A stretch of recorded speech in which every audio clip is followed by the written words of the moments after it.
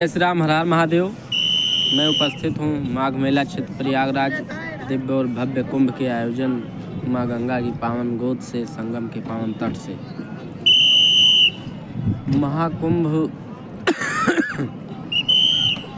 महाकुंभ बहुत दिव्य और भव्य रहा और बहुत सुंदर तरीके से संपन्न हुआ। छोटी मोटी कठिनाइयाँ आती रहती हैं तो आई और गई, लेकिन लोगों की आस्था और विश्वास माँ गंगा के प्रति दुनिया में है। ये दुनिया ने देखा, दुनिया के लोग आए यहाँ माँ गंगा में आस्था की डुबकी लगाई, अपने मन को तृप्त किया, शांत किया।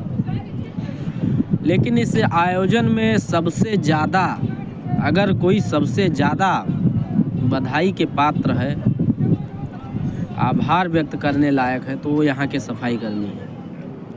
जिन सफाई कर्मियों की ड्यूटी माघ मेला में है वो बहुत ही बधाई के पात्र हैं, क्योंकि करोड़ों की संख्या सब लोग गुटखा और तंबाकू खाने वाले